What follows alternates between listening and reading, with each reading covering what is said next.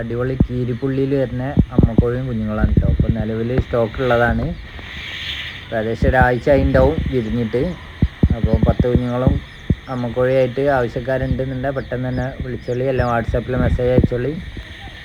ഇതിലെല്ലാ variety കളറിലും ഉണ്ട്, ലൈനേജും എല്ലാം ഉണ്ട്. ചിറകൊക്കെ ഏകദേശം തൂവലൊക്കെ വന്ന് തുടങ്ങിന്. ഇത് നമ്മളൊരു 2-3 ദിവസം കഴിഞ്ഞിട്ടോ വീഡിയോ എടുത്തിട്ട്.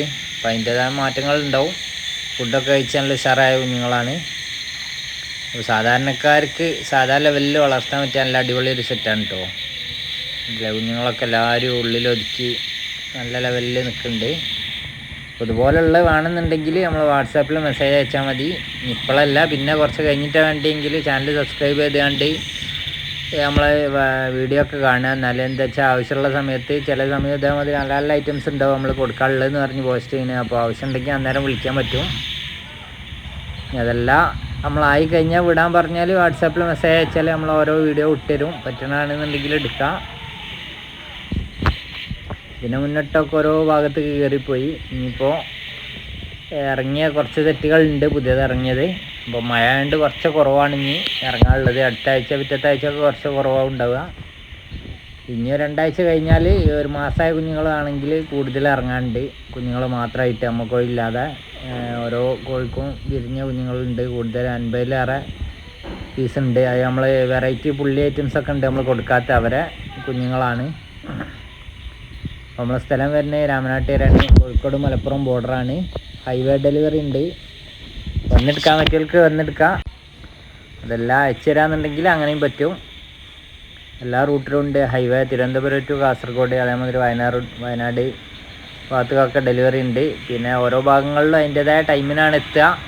ചിലർ പറയുന്നുണ്ട് നമുക്ക് നിങ്ങൾ കുറച്ച് നേരത്തെ അയച്ചാൽ പോരാ, എന്നാൽ നമുക്ക് നേരത്തെ കിട്ടൂലേ എന്നുള്ളതൊക്കെ. അപ്പോൾ നമ്മൾ ഓരോ ആളുകൾക്കും വേണ്ടിയിട്ട് മാത്രമായിട്ട് നമ്മൾ അയക്കുന്ന വണ്ടികളല്ല.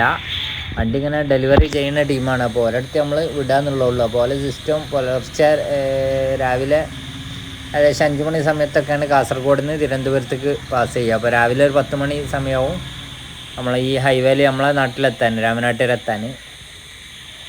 അത് ഏകദേശം തിരുവനന്തപുരം ലാസ്റ്റ് എത്തുമ്പോഴത്തേന് 11 മണി കഴിയുന്നുണ്ട്. അതുപോലെ തന്നെയാണ് അവിടുന്ന് ഇങ്ങോട്ടും. ഏകദേശം തിരുവനന്തപുരം കാസർഗോഡ് ഭാഗത്തേക്കുള്ള വൈകുന്നേരം 7 മണി 6 മണി 7 മണി സമയത്താണ് വണ്ടി ഇവിടെ എത്തുക. ചില വണ്ടികൾ നേരത്തെ വരുന്നതുകൊണ്ട് അതിനനുസരിച്ച് കാസർഗോഡ് ഭാഗത്തേക്കൊക്കെ നമ്മൾ സെറ്റാക്കി വിടലുണ്ട്. അപ്പോൾ അതുപോലെ അവിടെ ഇരുന്ന് വിരിഞ്ഞ കുഞ്ഞുങ്ങൾ തന്നെ ഉണ്ടാവുക. എല്ലാവരും അവിടെ ഇരിക്കുന്നത് മാത്രമേ ഇതിലുണ്ടാവുള്ളൂ. മറ്റുള്ള ഐറ്റംസ് ഒന്നും വരില്ല.